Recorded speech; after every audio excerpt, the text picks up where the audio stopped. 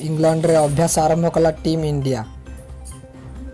दर्शक बंधु आपण एजाएं जदि आम चैनल को सब्सक्राइब करना सब्सक्राइब करंतु एवं बेल आइकन को टिपि दियंतु जहाद्वारा कि वीडियो आपण प्रथमे देखिपारे। लंडन में पहुंचवार दिनक पर टीम इंडिया गुरुवार विश्वकप पर अभ्यास आरंभ कर देछि। Team India captain Virat Kohli और पूर्वतन अधिनायक महेंद्र सिंह धोनी नेट्स रे कठिन परिश्रम करथिले। यह छड़ा बाकी खिलाड़ी माने मध्य अभ्यास करथिले।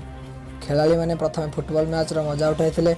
नेट्स रे अधिनायक कोहली बैटिंग प्रैक्टिस करथिले। सेहीपरि स्पिनर युजवेंद्र चहल मध्य बोलिंग अभ्यास करथिले। अभ्यास करुथिबार वीडियो बीसीसीआई तार ऑफिशियल ट्विटर अकाउंट रे शेयर करिछि। सूचना योग्य बुधवार भारतीय टीम लंडन में पहुंचीथिला। इंग्लैंड रे प्रथम अभ्यास सेशन रो अनुभूति संपर्क में चहल कहते फुटबॉल खेली आमे प्रथमे वार्म अप होइथिलु। एहा परे द्वितीय राउंड रे आमे बीआईबी कैचिंग प्रैक्टिस करिथिलु। एहा देखिबाकू सहज किंतु अभ्यास कला बेले बहुत कष्ट। द्वितीय राउंड परे आमे ग्राउंड रे दौड़ीथिलु। तेणु मोटामोटी भावे यह एक भल सेसन थिला बोली चहल कहते। अभ्यास सेसन रे टीम सह मुख्य coach Ravi Shastri, bowling coach Bharat Arun एवं फील्डिंग कोच श्रीधर उपस्थित थिले।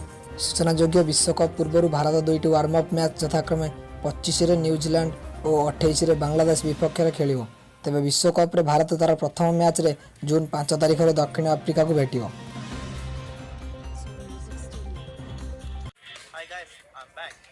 आज मैं थोड़ा आपको वार्म अप के बारे में डिस्कस करूंगा।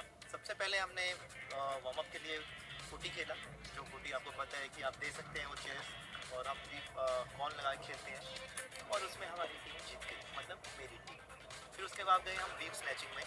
वो एक गेम है थोड़ा सा एजिलिटी का, कि आपको थोड़ा सा भागना पड़ता है। आप बीप पीछे लगाते हैं, सबके पास एक एक बीप होगा और कुछ 2 मिनट का राउंड होगा, तो आपको पीछे से दूसरे का बीप निकालना है, और जिसके पास सबसे ज़्यादा बीप होगी वो जीतेगा, और जिसके पास नहीं होगी वो हारेगा।